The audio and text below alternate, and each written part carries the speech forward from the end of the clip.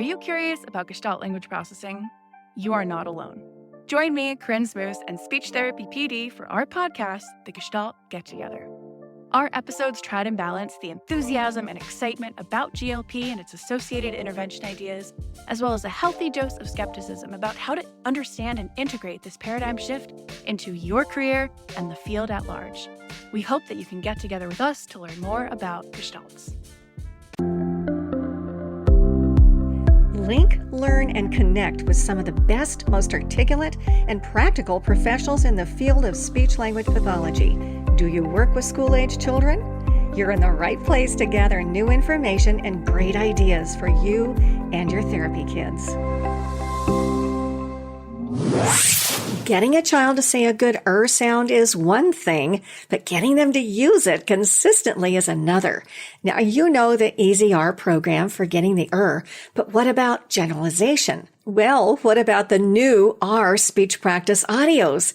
Kids love to practice them, and you quickly access them via QR codes. Go to speechdynamics.com to take advantage of the 40% off sale price. Do it now. I just did a pre-podcast Zoom meeting with today's guest, and our conversation was invigorating. We talked about conflict resolution, not conflict management. She's had some really interesting experiences, and honestly, I didn't know the difference between resolution and management, but I'm anxious to learn more. Here we go. Oh boy, this is great. I'm so glad everybody's here. And before we get started, I would like to mention disclosures. Regarding financial disclosures, Janice Wright does receive an honorarium for this podcast from speechtherapypd.com. And I also receive an honorarium for the speech link. And I'm a presenter for speechtherapypd.com and receive royalties. And I own Speech Dynamics. Neither of us have non-financial disclosures. So there we go. Oh, welcome to our live SpeechLink podcast, sponsored, of course, by speechtherapypd.com. And we're talking today about conflict resolution, essential tools for successful supervision. You are more than welcome to participate. Just type your question or your comment into the chat, and our esteemed guest will respond. And I'm Char Beauchart, your speech-language pathologist host here on the SpeechLink. And my goal is to connect and link us with outstanding professionals in our field so they can bring their knowledge and their expertise and experience to light so we can apply it and improve what we do. And to help us do that today, we have Janice M. Wright, M.A., CCC. And Janice is an assistant clinical professor at Ohio University in Athens, Ohio. She is the director of clinical education for speech pathology graduate students and supervises graduate students who provide assessments and intervention services at the on-campus feeding clinic. I love that. She teaches pediatric feeding disorders, graduate professional issues, and the multicultural issues course.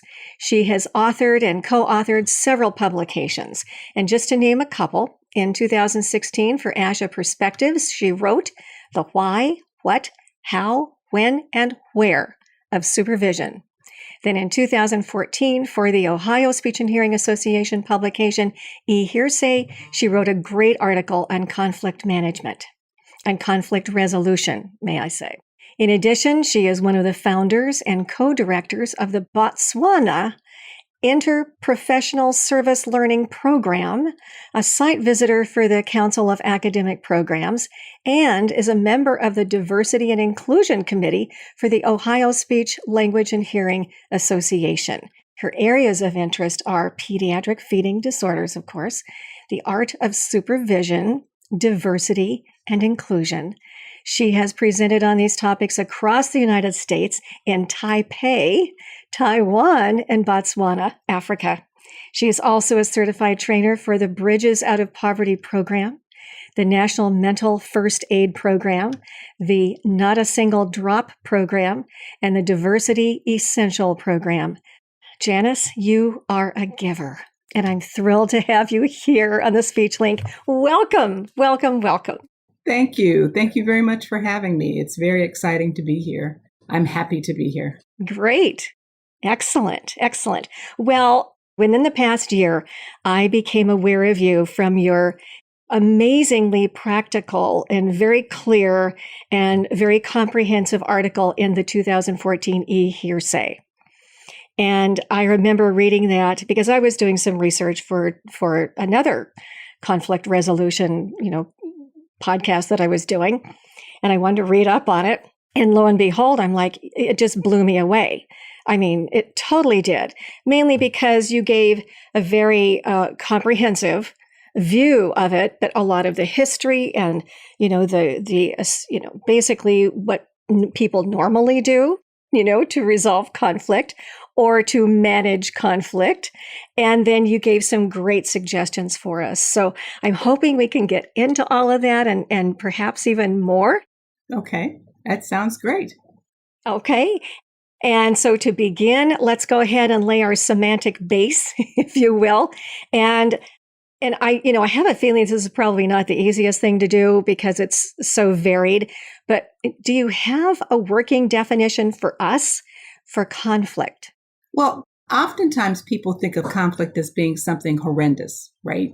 They think of people arguing, but conflict is really just that you have a disagreement about a situation. And that disagreement can just mean you're not seeing it in the same perspective. We all have different perspectives of things. I think about the old joke about the 6 blind men who were sent into a room with an elephant, and they each felt a different part of the elephant. And so each of them thought that it was something different. One who felt the legs thought it was a tree trunk. Another one who felt the trunk of the elephant thought it was a snake. And that's how I look at conflict. We're all looking at things from a different perspective. Mm-hmm. And that sometimes because we're not willing to take the other person's perspective or view, that's where that anger can come in, that disagreement that becomes something that is unresolvable oftentimes. And we want to say that we will have conflict, but we'll figure out a way to work through it. I think that's what's really important. Mm-hmm. So you mentioned the word willing to do that. And is that something that you would say most of us have to deliberately work on doing, mainly because we're caught up in the moment? I mean, I don't necessarily want to get into all of that, but is that more of a deliberate thing that we have to do? I believe that we have to work on it. I think that we're sometimes trained to avoid. Oftentimes we're trained to avoid because it's easier to avoid it than to really deal with what the issues are. And so we have to make, and I mentioned in the article too, we have to make a conscientious effort to say, I'm not going to let this go by. I'm going to figure out something that needs to happen with the person that I'm having the conflict with. And that it's not going to be something that occurs overnight. Sometimes that's that process, because change is a process. But we have to think about what are the steps that we're going to take. There's an excellent book called Difficult Conversations, and there's lots of books called Difficult Conversations, but they talk about how what we need to do is to think about what happened in this situation, mm-hmm. and also what is it that we want to happen. What is going to be the resolution? And that involves that process of thinking. We have to think about it, and we have to think about the steps that we're going to take in order to resolve that particular conflict. And you notice I use resolve and not manage. I think management means that you just put a lid on it and you're hoping it's going to go away. But it's just like sometimes you find the things in your refrigerator that you put a lid on and you put them in the back, going to go back to them. And now what you have is a science experiment. That's right. So green mold. So green mold. Yeah. I know Yeah. that's how penicillin was developed, but penicillin's already been developed. I don't think we need to do it again. No. And that's what happens with conflict. We put a lid on it. We think we've solved it. And in actuality, we haven't solved anything. So. Yeah. See that. And I was going to ask you, what's the difference between resolution and management? Can you go into that a little bit more for us? Because Yeah. that is a really popular phrase, conflict management and how to manage it.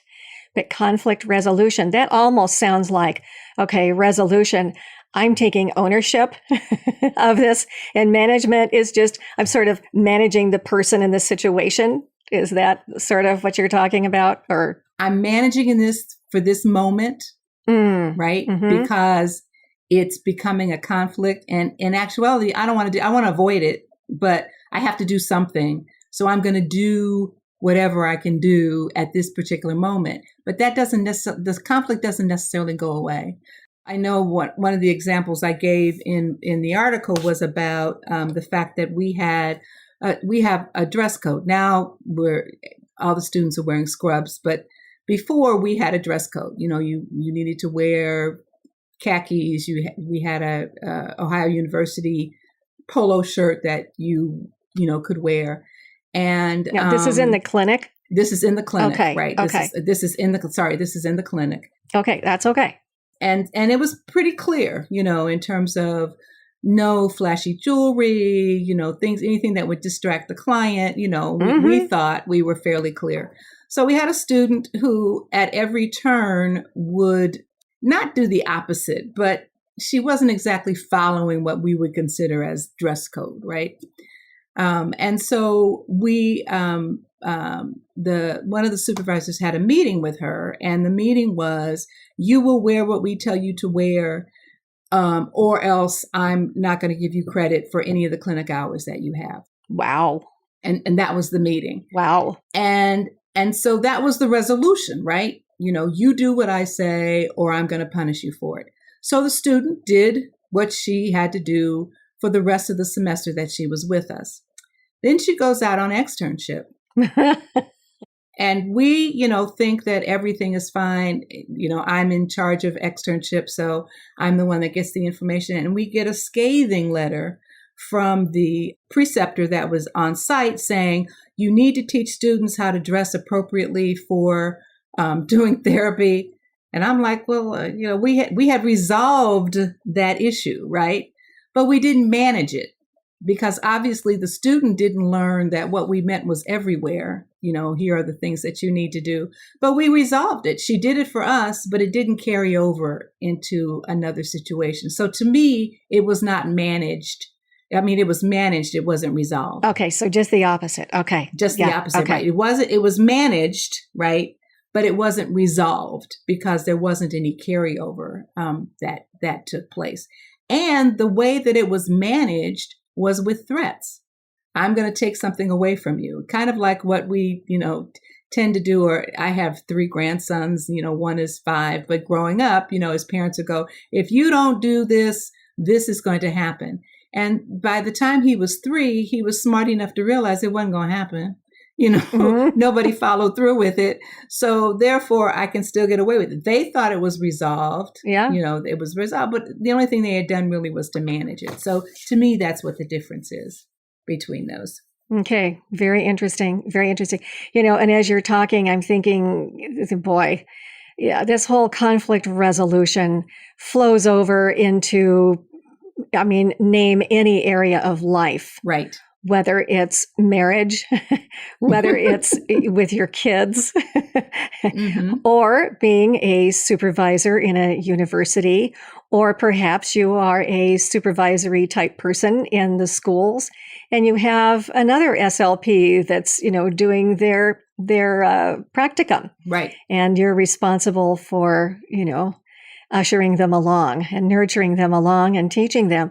So all of this information, conflict resolution, is foundational thought, I would say, to really, to sort of put into your lifestyle as you move through life. It's not just for teachers and students. Correct. Yeah, I believe and I think it's one of the things that when we take a look at, well, now ASHA and is requiring you to have, at least 2 hours in the art of supervision. And I call it an art because that's what it is. It's, it's an art. It's what it is. And it used to be, I went to school, I tell my students all the time, in the dark ages, we had, slates and gas lights and things like that. But yes. But it used to be the thought that if you were a good clinician, you could be a good supervisor. Mm-hmm. And it takes a little bit more than just being a good clinician to be a good supervisor, because as a clinician, you can, the word I want to say is not finagle, but that's what I'm thinking of. You work with your client. You have mutual goals in terms of making progress because they want to get better. Oftentimes, student clinicians come in and they don't know what they don't know. Mm-hmm. Right? Sure. They don't understand all the nuances that are involved in terms of working with different individuals, and that what our job is to do is to teach them that. But we all know that people learn differently, right? Mm-hmm. Mm-hmm. And so we have to be the person that's flexible in that situation, not necessarily the student. And that is something that I've learned in the years that I've been a supervisor, is that not everybody, I can't approach everyone in the same way. Mm-hmm. Right? Mm-hmm. And that in order to figure out why we're having this dissonance, then I have to take a step back and take a look at what my behavior might be and then where they're coming from. Yeah. Why is this? And again, when they talk about the what happened conversation, okay, what happened? What happened that caused this conflict to occur? Was it something that was said? Was it something that was not said? Nonverbals mean a lot. Oftentimes we have these nonverbals that we don't even recognize. And maybe the student said something and your face did something else, and the student picked up on that nonverbal, but they're not going to tell you, because guess what? You're the person in power. That's right. Right? That's right. You're the person in power. So I'm not going to tell you. Now I'm going to tell all my classmates, but I'm not going to tell you that this is what offended me. But your nonverbals, right, are now being affected by what I did and may not even have been conscious of what I did. When you figure that part out, you have to think about, okay, feelings. So were my feelings hurt because their feelings were hurt? Or do I think that their feelings shouldn't have been hurt? I really didn't mean anything by that, But again, I don't say that to that person. I just go, well, they should get over it, right? It was just an eye roll. And we all know eye rolls you can hear from a mile away, Yes. It wasn't anything for them personally, et cetera, et cetera, et cetera. So you have to have that. And you have to be humble enough, I think, to say to somebody, I don't know what went wrong here, but let's see if we can't figure it out. That's part of that whole discussion about resolving that. And then thinking about what the identity is, what the situation means to us. Again, what happened may not have meant anything to us, but it meant something to the other person. Mm-hmm. And until we have that conversation, right, that conversation, which is hard to do, then we're not going to know that. And we'll spend years, or they'll spend years thinking about how horrible you were as a clinical supervisor because of that one incident that occurred that you may not even have been aware of, right? We are all humans. We have to keep remembering that. We're not invincible, although sometimes I think we might be.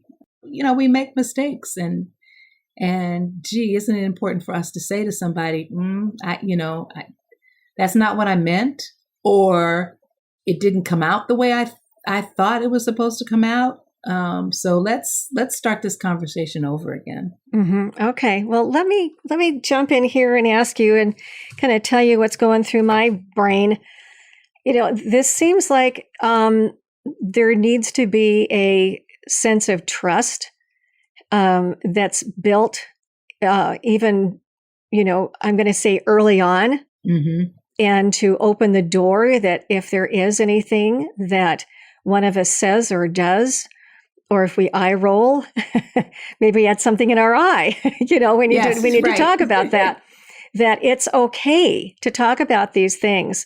Because here you are as a graduate student, and you're only going to be a graduate student for only so long. Mm-hmm. And, the primary goal is that you and I are going to work together, and we have this commonality that we want to really enhance our kids', communication skills, whatever it is that we're doing.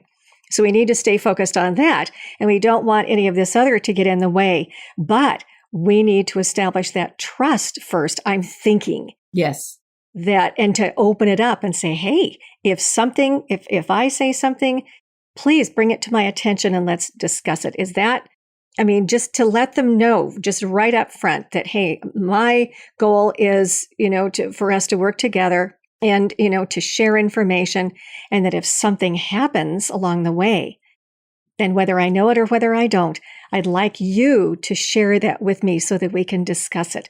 But, and even then, I'm sure that, that opens the door, but you've got to build the trust so that if that person does mention something, then you know how to discuss it. Is that, I would think that would be an issue that we all need to address. Yes, I think that, and the other part is that we can say it, but we also have to understand where that student is coming from. We are in a position of power, right? I control, if you give grades for clinic, I control your evaluations when you're, with me. And that if I don't start off from the very beginning and say, it's really important that we have this open line of communication. Now, let me tell you how to communicate with me. It's not coming to my door and I'm eating a sandwich and I'm writing a note and you say, I have a quick question. That is not the way to approach me, right? Okay. You can come and knock on my door and say, we need to have a meeting. And I'll say, here's where you sign up for a meeting. If you don't find a time, then we'll figure out another time to do it. So, but it's important, again, to establish those boundaries, right? Right. But is it Cesar that says boundaries, limits, and expectations, right? When training dogs. But yeah. I think it's the same thing when you're, same thing when you're working with people. I want you to be able to come and talk to me about things that are happening. However, sometimes I won't have that immediate time that you're looking for. Okay. Right? And that's fair enough. And that's fair enough, right? Sure. That's upfront and saying, here are my best times. If that doesn't match, then we're going to have to figure out a way to work this. And now with Zoom and Teams and text messages and all the rest of that stuff, it opens up more lines of communication. It's amazing that we don't use them, but we don't. But I think that it's a way to say, let's establish what those boundaries, limits, and expectations are, And then the other thing that we have to do, I think, as supervisors, is to observe our students, not just their clinical skills, okay, but what happens when you say something to them. Those nonverbals, unless they're really good, show up, right? You get the ones who are twirling their hair, or the ones who their knee starts bouncing up and down because you're now giving them some instruction that they didn't think about before. Right. They're the ones who might avoid you, right, in the clinic because they think that they're going to hear something else. And I think it's important then, again, being that person in the position of power, to say, hey, Mary, I noticed that we really haven't had a conversation lately. What's going on with you? And I'm not talking about the client. I'm talking about with you. Just those kinds of moments I think are really important, again, to establish that relationship and that trust. So that if there is a conflict, right, you're seeing things differently, then maybe you're able to open that door to have that conversation. Okay. In your article, and I don't mean to put you on the spot here, because I don't know if you remember this or not, but you said the phrase conflict is more than just a disagreement, which is a great phrase. And then you gave an example of a survey of millennials. Graduate students would rather avoid direct conflict resolution than engage in problem solving. And that piece kind of fits in right here. Do you remember that? Mm-hmm, yeah, I do. I remember that. Yeah. Could you sort of expand on that a little? Expound? I think that it's that again, what we have is, and I'm speaking in generalities because we all know there are exceptions to every rule, right? Sure. But we're looking at students who have moved from the undergraduate to the graduate program. And as an undergraduate, they did a lot of binging and purging. So they had to force down information, and then they were given this this didactic test where they had to spew it all back on the test. And if you caught them right as they walked out the room and said, okay, tell me what you remember, they would tell you nothing because it was all this, right?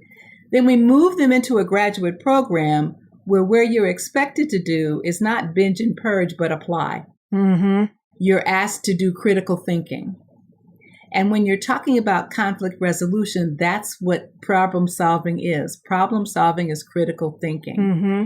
And that we're asking them to now change, again, remembering change is a process and not an event. We're asking them to change the way that they have learned from just that binge and purge to now that application. We do it, right? And don't think about it because we've been doing it for such a long time. Yeah. But if you go back and say, boy, I remember, moving from undergrad to grad, and that, as a graduate student, I was asked to do this problem solving. So tell me all about this client and all the things that you need to do. And I can remember, until I got ready to graduate, I was struggling because I was used to here's the answer, right? The answer is in the book. And as I tell my students all the time, please find me one of those clients that they have in books because I haven't seen one yet. They're wonderfully written, right? But I haven't seen any of those. Yeah. And so that conflict can occur between the supervisor and the supervisee because the supervisor sees the entire picture and the supervisee is looking for that one answer. Mm-hmm. Tell me what to do. Tell me what to do. Mm-hmm. Mm-hmm. And that as a supervisor, I talk about that continuum, that direct active, so you're versus consultative and collaborative. We can't stay in direct active, even though that's where students want us to be. We really have to talk to them about, we need to move forward here so that you are doing more problem solving and that you really think about what are all the aspects that you see as the supervisor that I don't see as the student, right? But they're not going to ask you that question. Mm-hmm. So you have to come up with that, with that information. Say, let me tell you what I see, and that maybe what you can look for is X, Y, and Z because that's what I'm seeing here. And then how are we going to solve that issue? How are we going to get more responses from this child? How are we going to get them to cooperate with us when we want to do, our turn taking in terms of play? Here's what I see. Now let's figure out here's what I would do, but you're not me. So let's see if we can figure out a way for you to solve this, on your own. I think that's just so important. Again, as a part of that resolution of conflict, and that it's something that they can carry over with them. Remember, when we manage it, it occurs for that one time. But if we resolve it, then it'll carry over into other situations. And that's what I think that's what we all are looking for. Not just solving that one time, but is it going to carry over to the next client? Even if the client might be different, there are some things that are fundamentally the same when we're talking about working with clients. So can we do that with our students as well? Mm-hmm. Mm-hmm. Yeah. I hope I answered that. I kind of went off on a tangent. That is just incredibly important. And, the whole concept of practicum and being involved with clients, now the graduate student, or even the new clinician is now in the leadership role, in the, I'm going to say, power role. Right. Okay. Yes. Which not literally, but yes, they are. Yes. They're leading that child and right. In the practicum piece, they're sort of like middle management. They've got the supervisor here, and then they've got the child here, and, they're sort of, quotes, answering to both, and they have to assume behaviors for both. And it's a crazy place to be. I mean, it really is. And I think that the student needs to know that we know that. Mm-hmm. Yes, exactly. And that, we know that. And it's not something that you automatically, or at least most SLPs, grad students, don't just magically morph into this amazing therapist role. Mm-hmm. Mm-hmm. And so the listening skills and the observations and so on that, that you're probably hoping that they develop with the client, hopefully, they develop it with you, the supervisor, as well. Right. Yeah. And that exactly. they fine tune their listening skills and their observational skills as far as communicating, period. And I know that you talked about fine tuning listening skills. That is an area that we kind of need to focus on, right? As we're resolving conflict, or maybe even, figuring out what to say that we don't move into that path of conflict. Right. I think active listening, which is the term, the terminology now is active listening, is something that people mouth, but they don't really do. And that if you're listening, then you might have a pause before you answer, because if you're actively listening, you're not already preparing the answer in your head. Mm-hmm. And that if you are truly actively listening, especially to the clinician, then you might say to them, and I've said this, that is an excellent question. I don't have an answer at this moment, because I've done my active listening, and the things that they have said, it's like, oh, well, I don't know. I don't know what to do with that. I'm going to have to go search somewhere too. And so, and I often say, you might have a quick question, but I'm not sure that my answer is going to be quick, because I really want to hear what it is that you're saying. So I might ask you questions about your question. Mm-hmm. They say, what can I do to make this child sit in their chair and follow my directions? And I say, well, what are the things that are happening before they get up out of their chair? Mm-hmm. And the student goes, I don't know.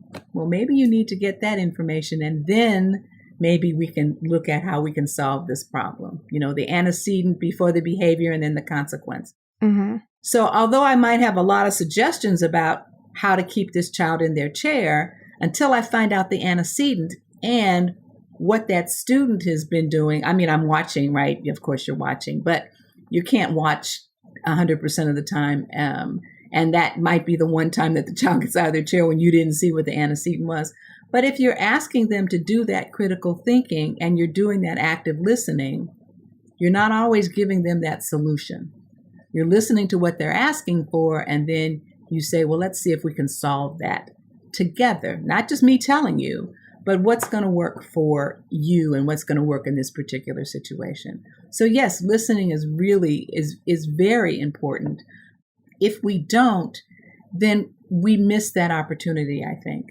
Now, all of us don't have a whole lot of time. I know that, being a clinical supervisor, having worked in workplaces where you've got a student and you've got the teachers and you've got the principal and you've got, whoever, and you're going, you want me to spend extra time solving these things when they should already know it? Well, they don't know it. I think that's the thing that we need to really put out there and say, they may have gone to school for 2 years, but they don't know the things that we know, having experienced it through our workplace. Mm-hmm. And so I think that that's an important aspect of taking a look at it. What is the conflict? Is it that you think they're supposed to know and they don't? And again, in that position of power, they're not going to tell you they don't know. I can't tell you how many reports I've gotten from supervisors that have said, this student said that they didn't know how to do the PLS. And I'm going, oh, they just lied to you, because they should be dreaming about the PLS because we do it so much, Or they said they didn't know how to do the Goldman Fristo. Oh, no, that's not the truth. I know they know how to do the Goldman Fristo. It's just that in that moment, the way that you might have approached them, they're panicking, right? Oh my gosh, they're going to ask me to do a Goldman Fristo, and I don't remember how to do a Goldman Fristo. I'm not ready. And they don't know. Yeah, I'm not ready, right? And rather than saying, again, with that conflict, because students need to learn how to do conflict resolution too, in saying, you caught me off guard there. Can you give me about 5 minutes and I'll, come back with, because I think that's the important part of that. How do we train our students how to answer, and how do we train our supervisors how to get the most out of those students? I think those are some things that are really, really important as a part of this. Yeah, definitely. That's a really good advice. Let's go back to that graduate student that's working with the child and having some difficulty with the child's behavior. Mm-hmm. And I love the way that you said, let's go back and look at the antecedent, what was going on. Why do you think he did that? What was happening at the time? What were you doing at the time? And I love that because that plants the seeds in that grad student's mind of, that's what I need to do with other children as well. Right. Exactly. So it's not, So you're helping them to resolve not just the issue at hand, but also to resolve, I'm probably going to have other kids that have behavior problems. And here's a strategy that I need to really apply during those times. I mean, it gets complex. The whole thing gets complex. I mean, it really does. But what other kinds of things? Because I know that you've had, issues that have come up with new therapists and kids and their behaviors. How do you handle that? And that is an issue. If that's one thing that I remember when I was brand new, I didn't know what to do with that kid that was like turning in his chair. Or I said, okay, let's work on this. And the kid looks at me like, no, let's not. Like we're not doing that. Yeah, that's right. No, we're not doing that. We're not there, honey. We're not there. Yes. I don't know where you think you are, but here I am. Yeah. I just think I use humor a lot. Sometimes it's well taken, and other times it's not. But I say to my students all the time, people are funny. We're hilarious. And that if you can find the humor in the situation rather than focusing on the fact that this child is standing on the table. We had one kid. I'm sorry, child. I used kid. I should use child. I use the word kid too. And I think most therapists that are tuning in now probably use the word kid. And I don't know. He was, he was standing on the therapy table and taking his clothes off. Well, right. Yeah. Yeah. He was a more severely impaired kid, or was this a? No, this was a kid who the issue was, I think he had some phonological issues, but he wanted to be in charge. Right. And he would do things to shock. I think he was like 6. But he would do things to shock people. And one of them, right, would be to take your clothes off. I mean, that would shock anybody. That'd probably work. And so the clinician is stunned. I mean, just like, okay, now what do I do? And so I go into the therapy room because it's just not really appropriate not to have your clothes on in the therapy room. And and so I said, okay, we'll talk about this later, but right now we need to deal with the fact that little Johnny is taking off his clothes. And so I started asking him questions like, do you itch? Did you drop something down your pants? Is it too hot in here? And to all these, he's saying, no. And I said, then there's no reason to take your clothes off. Put them back on. Mm-hmm. Just, calm, voice. And he put them back on. And I said, now, do you need to be taller than us? Because there's another way to do that besides standing on the table. Would you like me to show you? yeah, so I got the paper blocks and we built some stairs so that he could stand and be tall because he wanted to be taller. Okay, well, let's be taller someplace that's safer than on the table. So we were done with that, got him out of there, and the clinician turned to me and said, "How did you think of that?" And I went, "I don't know."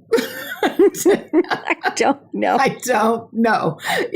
I said, sometimes you just have to go with what your gut is telling you. Mm-hmm. Yelling is never an option. Mm-mm. Questioning is never an option, because if I had said to him, "Why are you taking your clothes off?" That's always an empty question and answer. Yeah, that's empty. But I can give you a question that you have, do you itch? Okay, that's a reasonable reason why you might be taking your clothes off. Did you drop something? That's a reasonable question. Why? Well, there were none of those. So, okay, then put your clothes back on. But I said, sometimes you just have to think about this as it's not an option, but you have to make them think that it's an option when you're working with kids who are trying to push your buttons, because that's what he's trying to do. He's trying to push your buttons. So it is, you talked about giving them that skill. Now, you're not going to use those exact words because the next time the kid may not be taking their clothes off, but you're not going to give them questions that are open-ended. Like, I love our new clinicians who say, "Would you like to play another game now?" No. Right? I want to go out and run around the playground. Yeah. And run around the playground, right? Or do you want to clean up? Nope. No, last on my list. Yeah. I don't want to clean up, know. So again, there's that conflict where it's like, okay, we're not giving you that option. It's time to clean up. Mm-hmm. Mm-hmm. Let's clean up, and sometimes you have to do it hand over hand. You can clean up, that way too. And the other thing is being flexible. I just thought of another one, but being flexible is that I'm sure every clinic in the world has the fish pond, the big plastic thing that looks like a pond. And you have the Arctic cards, the fish that have the magnets on the end, and you have the fishing pole where the child is supposed to, go fishing for the fish in the fishing pond. So the clinician came to me and was like, this is wonderful. We're going to do this. And I went, yeah, it'll be great, right? But you're going to have to think about what happens when they don't use it as a fishing pole. Oh, they're going to use it as a fishing pole. Nope, this little kid jumped in the middle of the pond and he was now Zorro, right? Right, sure. And the clinician is like shocked. And when she came out, I said, you always have to think about what might happen, not what is going to happen, but what might happen. And so being flexible would be, okay, so he's now Zorro. So rather than fishing for the fish, he's going to stab the fish. And that's okay too, as long as we get those fish, So again, it's that, why make a conflict when there isn't one, when you really think about it in that way. So those are just a couple of things that I thought. Yeah, those are good ones. It's creative resolution. Yes, creative resolution. Exactly. Right. I like creative that. resolution. I like that. Yeah. Yes, definitely. Okay. Now, you mentioned in your article 5 common, and in my notes, I put, but not wonderful strategies, and ones that I would say many of us do or have done. And can I just read them off, and then you can address one or two or all as you want? Yep, sure. Avoidance. Okay. Competing or forcing, grabbing the kid off the table and pulling up his pants and putting him down on the floor and giving him a good, okay. Accommodating. Letting him take his clothes off. Yeah, okay. Letting him take his clothes off, which isn't appropriate, right? Yeah, that's not a good choice. Collaborating and compromise. So avoiding, competing or forcing, accommodating, collaborating, and compromise. And those are sort of the common things that a lot of us do in therapy and other relationships. So you want to talk about some of those and why they're not good, and then also give us, maybe 3 wonderful, because you've given us a lot already, but I know that you have more. Just, take us home, with 3 of your top techniques. Okay. So avoidance, competing or forcing, accommodating, collaborating, and compromise. And you can talk about any or all of those and why they're not particularly good. I think one of the main ones for me is competing. That as a supervisor, oftentimes a supervisor will communicate to the student, I'm the one who's in power. I'm the one who's in control. You must do what I tell you to do. And that is not good, because that person is not a mini you. I don't want mini me's. And that's also a management technique, because people can become you for that time and situation, but they're not going to maintain that, right? And so I think that when people are using competing or forcing, then that's not a good technique when you've got conflict.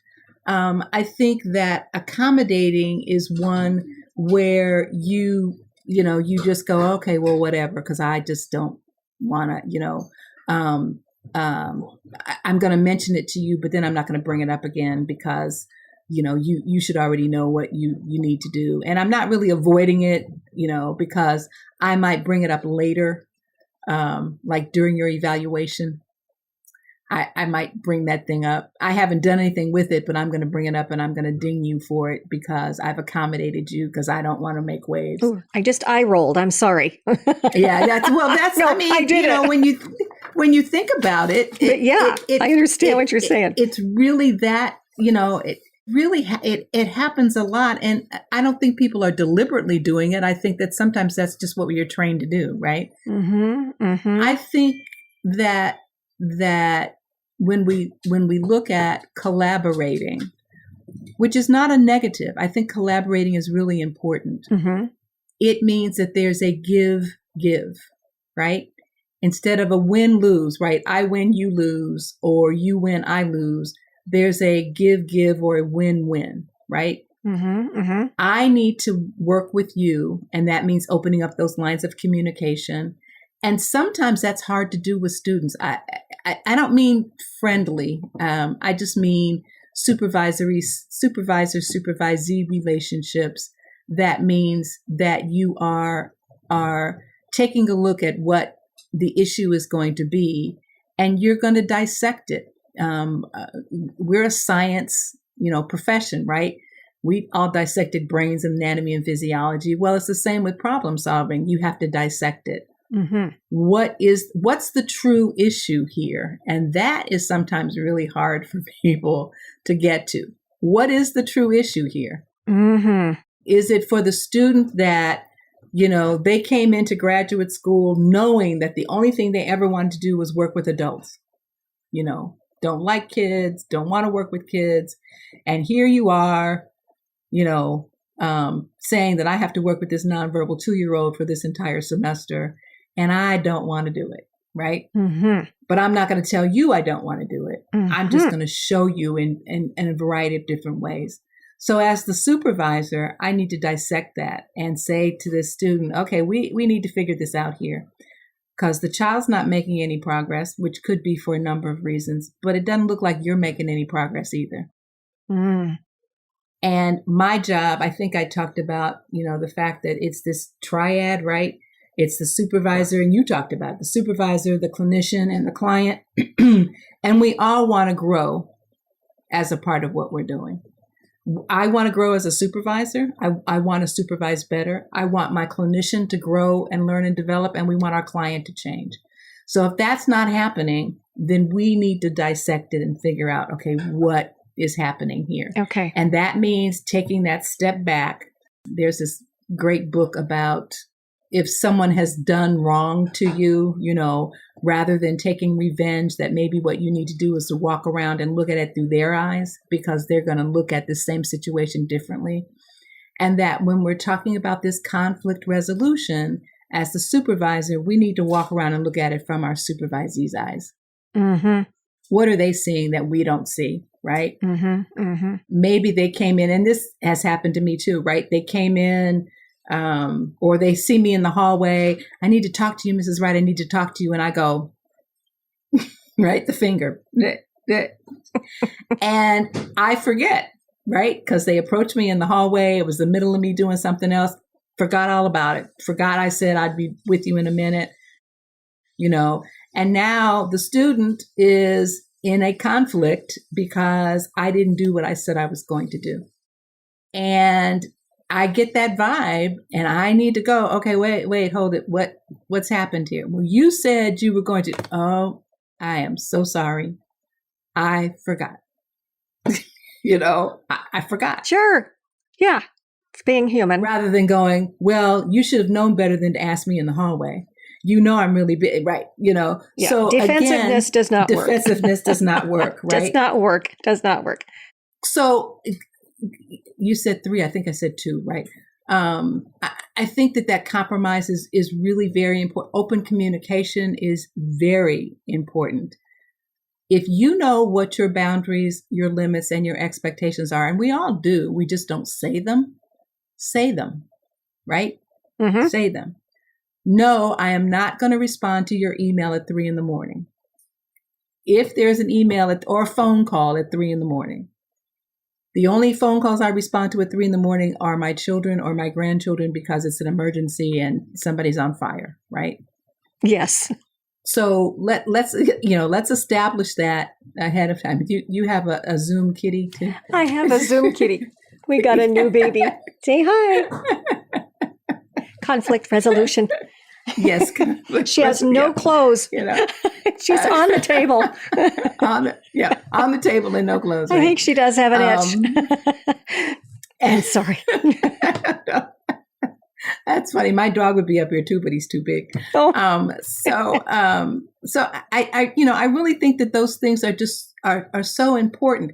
We still can have a backbone. I think sometimes people think that because I'm talking about, listening and that, it's a wishbone. No, I'm not talking about a wishbone. You still have a backbone, but you need to be able to express what your boundaries, your limits, and your expectations are, and then work with that individual, whether it's, a client or a supervisor, a CF, another coworker, right?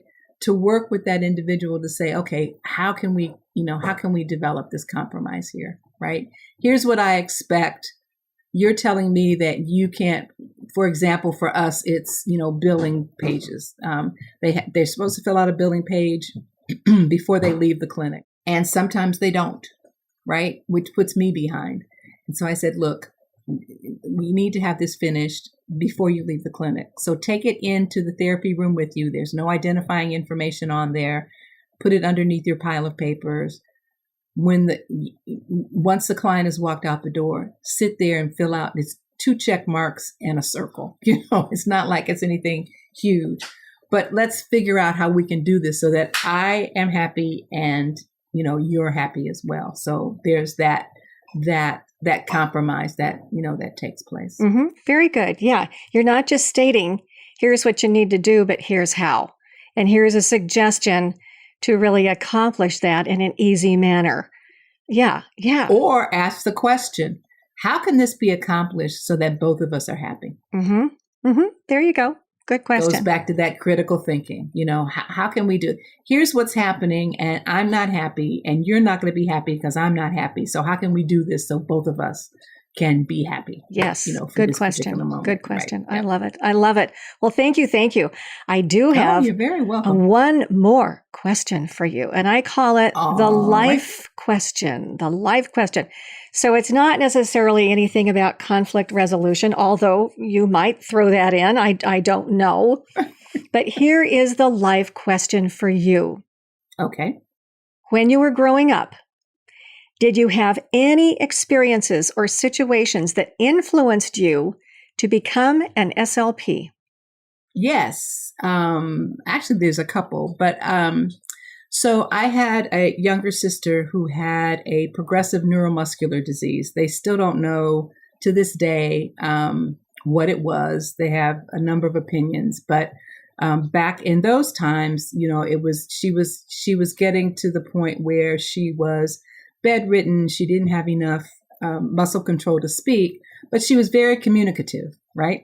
The SLP would come to the house and would work. This is back before we had electronic, devices, but we had picture boards, right? Making picture boards so that she could make choices as to the things that she wanted and didn't want.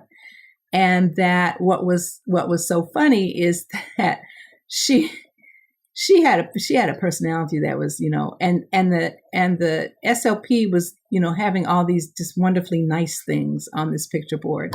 And my sister was having none of it. She wanted to be able to say no, and she wanted to be able to say don't want, and she wanted to be able to say, and I thought, well, this, I like this idea, of being able to help people communicate. But isn't it important to listen to what the client wants versus what you want? That kind of, put that in place then. And I thought, well, let me look at this field, because actually what I want, I came from a long line of teachers, but actually what I wanted to be was a jazz club singer, which was never going to work in my household. But oh my gosh! And so my second thing growing up was I was in high school, and the choir director was talking about, things that you could do. And I said, well, I really want to sing. And he goes, you need a job where you can make some money. And I went, well, yeah, probably. Yeah. Okay. So he took me to see a friend of his who was an SLP in the VA, and she was amazing. She was working with these guys, these rough guys, they had been through the war. They had TBIs, they had, PTSD, although they didn't call it PTSD then. They had mental health issues. There were all these things that they had. And she became what it is that they needed during that particular time. She was an actress, she would sing if they needed to, have songs sung to her. She had done her research in terms of the war that they were in, and so she could talk to them about places that they had been, and she could talk to them about the airplanes that they flew. And I was just entranced. I thought, you mean you can actually do this, make a living, talk to people about things, and improve their overall situation? That cinched it for me. You will, in my high school yearbook is written that I was going to be a clinical supervisor at a university at some point in my life. So, and I graduated from high school in 1972. So I think that those are the things that really influenced me, because before then, who knew about speech therapy, right? Right. You didn't know those things, but I found it. And I think my husband teases me all the time about recruiting people, because I go everywhere and we'll recruit. You want to think about speech therapy or ideology? I have to give my ideology folks credit too, but either one. So yeah, that's my story. I love it. I love it. That is amazing. So, wow. Yeah. Wow. Yeah. Between your sister and your whole family involvement and how you saw and compared kind of what was going on therapy wise. And then that whole VA therapist that just was lighting up their world. Yes, yeah, she was. It was amazing. Yeah. Wow. That's great. Yeah. She really took that, the aspects of evidence-based practice, right? Yeah. Clinician expertise, the evidence, and then client needs. Oh my gosh, she focused on the client needs. And she had great progress with these guys that, I still think about to this day. So, yeah. Wow. Oh, that's wonderful. Well, thank you for sharing that. Thank you so much. You're welcome. Thank you. You're very welcome. In fact, thank you so much for sharing your amazing knowledge and your expertise. Very, very helpful. Lots of useful, practical nuggets. And that's what I like. Thank you. Oh, good. I'm glad. Yeah, I was able to answer the questions and hopefully, have some folks thinking. Yeah, exactly. Thinking. Yeah, Yes. Yeah, also, I do want to thank all of you for being here and for tuning in and for continuing to get the word out about the SpeechLink podcast, where you not only learn practical information like today, but you also learn CEUs. And in a week or so, the audio version of this episode will be available for free and all the popular podcast apps like Apple Podcast and TuneIn and Podbean and so on. So I greatly appreciate your positive, supportive, your comments and also your views on all of that. And also, I just want to mention about our future podcast here. We're going to plan ahead for in 2 weeks. We've got Kristen Martinez, an SLP, will share her knowledge about telepractice techniques. And that date is Thursday, January 27th at 7:00 p.m. Eastern Time. And as we wrap up, you know what to do. Just log on into your speechtherapypd.com account and take the quiz, do the evaluation, and print out your certificate. And I do hope that you all realize how much you are appreciated. And thank you so much for all that you do with your therapy kids. See you next time. Bye-bye. Bye. I'm thrilled you tuned into the Speech Link. I hope it was helpful. Just leave a quick review and subscribe to be a part of a select group that receives every episode. For CEUs, go to speechtherapypd.com. And for everything else, visit charboshart.com. There's free materials, articles, books, and my blog, Therapy Matters. Thank you for all you do. See you next time.